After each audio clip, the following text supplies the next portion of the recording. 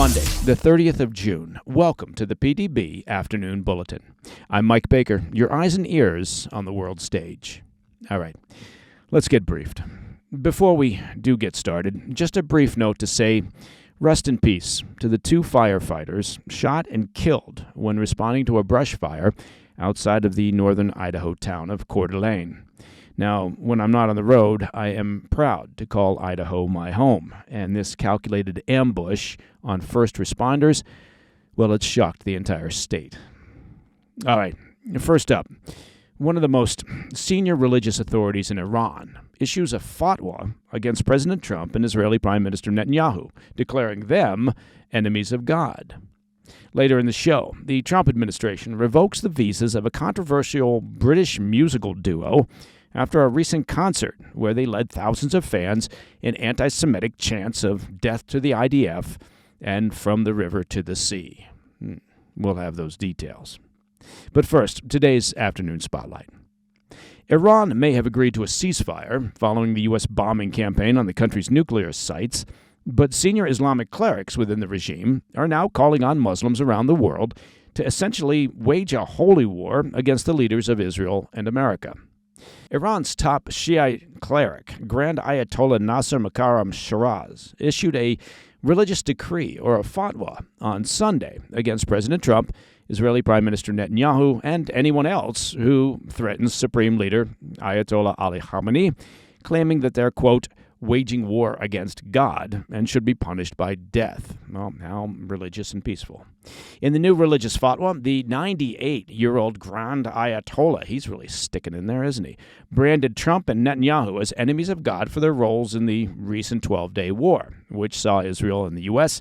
devastate Iran's military leadership and nuclear infrastructure, leaving Khamenei's hold on power in a weakened state. The decree calls on Muslims around the world to unite and bring down American and Israeli leaders for threatening the leadership of the Islamic regime, according to a report from Fox News. The cleric said, quote, any person or regime that threatens the leader is considered a warlord or a muharib, which is translated to an enemy of Allah. We should note, under Iranian law, those identified as muharib face execution, crucifixion, limb amputation, or exile. The Grand Ayatollah, now, is he really all that grand? Continued, quote, any cooperation or support for that enemy by Muslims or Islamic states is haram or forbidden. It's necessary for all Muslims, he said, around the world to make these enemies regret their words and mistakes, end quote. As Islamic experts noted, the fatwa is a not-so-thinly veiled incitement to terrorism. Well, there's a statement of the obvious. He further promises that any Muslims that, quote, suffer hardship or loss in their fight against the enemy, will be divinely rewarded by Allah. There you go. The cleric finished the decree with a prayer of protection for the Islamic regime. For some background, a fatwa is a ruling on how to interpret Islamic law issued by a clerical authority. Now, while not strictly legally enforceable, that's good, such religious decrees hold great influence over judicial decisions in countries based on Sharia law. The ruling was issued after prominent Muslim groups in Iran asked the cleric how they should respond to threats against Ayatollah Khamenei by Israel and the U.S. government. Now, analysts warned the new ruling could intensify internal crackdowns on dissidents of the Islamic regime, giving the judiciary broader powers to execute critics of Khamenei by legally classifying their activities as, quote, waging war against God. We should note at least 700 people have been arrested across Iran over just the past few days for allegedly spying for Israel. That's according to a report from The Telegraph. But the fatwa carries broader implications for the international community, signaling the regime's intent to foment religiously motivated violence. Nia Gorbani, a dissident Iranian journalist living in the UK, warned, quote, a top Iranian cleric has just issued a fatwa calling for violent jihad against Western leaders, not just Iranian dissidents. This is a clear act of state-backed incitement to international terrorism. He added, quote, the West must realize the Islamic Republic is not only targeting its own people, it's preparing for global violence in the name of religion, end quote. As a reminder, the fatwa comes at a time of heightened concerns over the domestic threat from Islamic terrorists following the U.S. strikes on Iran's nuclear facilities. Last week, the U.S. Department of Homeland Security warned border agents to be on high alert for potential sleeper cells, fearing that individuals loyal to the Iranian regime may attempt retaliatory attacks from inside U.S. borders. All right. Up next, the Trump administration revokes the visas of a controversial British musical duo after a recent concert where they led thousands of fans in anti-Semitic chants of death to the IDF. I'll be right back. Hey, Mike Baker here. Well, one of America's greatest holidays, and of course I'm talking about the 4th of July, is just around the corner.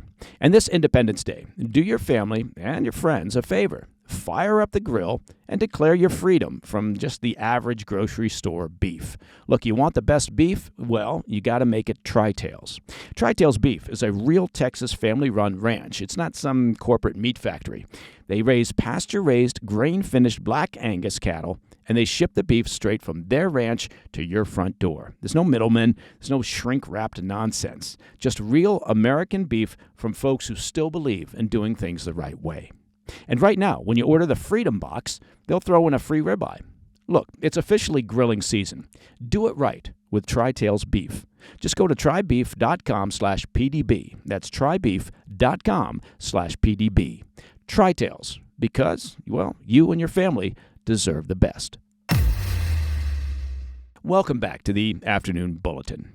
After the British music group Bob Vylan, I don't have any of their CDs, much less their albums, led thousands at a UK music festival in chanting, quote, death to the IDF. The State Department today revoked the visas of the duo just ahead of their U.S. tour. Now, Bobby Vylan, born Pascal Robinson Foster, performs as one half of the politically charged group Bob Vylan, a name that nods to Jewish music legend, of course, Bob Dylan, adding a strange layer of irony to his anti-Israel tirade.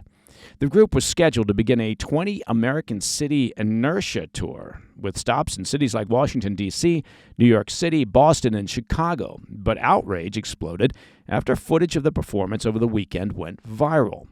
While on stage at Glastonbury, the UK's largest music festival, Vylan incited the crowd to chant, quote, death, death to the IDF in a segment broadcast live by the BBC.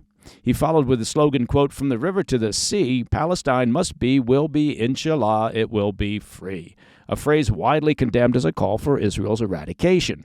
Now, I'd put a tenner on the fact that this fool is not able to name either the river or the sea that's referenced in that chant. The performance drew condemnation from both sides of the Atlantic, as you might imagine. A senior State Department official confirmed to the Daily Wire that under the Trump administration, the U.S., quote, will not issue visas to any foreigner who supports terrorists. Deputy Secretary of State Christopher Landau also posted on X, quote, foreigners who glorify violence and hatred are not welcome visitors to our country. Leo Terrell, chair of the Justice Department's task force to combat anti-Semitism, said his, quote, first call this morning was to Secretary of State Marco Rubio to ensure Vylan is barred from entering the country. Terrell said, quote, these abhorrent chants have no place in any civil society. Now, the advocacy group Stop Anti-Semitism had publicly called on the administration to act swiftly, posting, quote, the anti-Semite must have his visa denied and rescinded. His hate is not welcome here.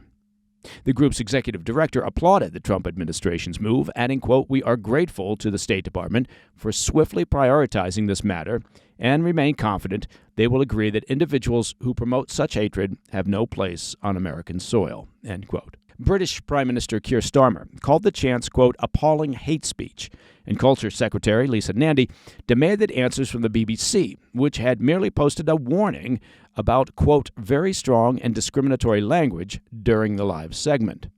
The Israeli embassy in London said it was disturbed by what it called, quote, inflammatory and hateful rhetoric. The BBC later admitted that some of Vylan's remarks were deeply offensive. The network, in a statement, said, quote, the anti-Semitic sentiments expressed by Bob Vylan were utterly unacceptable and have no place on our airwaves, end quote. Well, except that they did, in fact, have a place on their airwaves. But rather than backing down, Vylan doubled down because well, you can't fix stupid. In an Instagram post, he wrote, quote, "Let them see us, shouting about it on any and every stage that we are offered," encouraging followers to, quote, "pick up the torch," a message many interpreted as a call to spread the attention seekers' message. And that, my friends, is the PDB Afternoon Bulletin for Monday, the 30th of June. Now, if you have any questions or comments, please reach out to me at pdb@thefirsttv.com. And, of course, to listen to the show ad-free, you can do that, and it's very simple. Just become a premium member of the President's Daily Brief by visiting pdbpremium.com. I'm Mike Baker, and I'll be back tomorrow. Until then, stay informed, stay safe, stay cool. Hey, Mike Baker here. Now, you've likely heard me talking about the upcoming BRICS Nations Summit that will be taking place in Rio de Janeiro. We are days away from what has been dubbed the Rio Reset, and potentially it's the greatest threat to the U.S. dollar's global dominance in over 80 years. On July 6th, BRICS nations, and that includes Russia, China, India, Iran, and many more, are expected to unveil their plans to circumvent the U.S. dollar. It's basically an attempt to crater the dollar. And they've already been laying the groundwork, as their central banks have been methodically divesting from U.S. dollars and U.S. bonds in favor of gold. So you ask yourself, how can you protect your IRA or 401k from the fallout from this potential landmark shift? Well, one answer would be to diversify with gold from the Birch Gold Group. Now, look, historically, gold has been a safe haven in times of high uncertainty, and you could probably call the current times somewhat uncertain. Get a free information kit on tax-sheltered gold IRAs by simply texting PDB to the number 989-898. Look, July 6th marks a potentially monumental shift among nations that control one-third of the world's GDP. So arm yourself with information to diversify your retirement savings. Just text PDB to the number 989-898 and claim your free information kit from Birch Gold.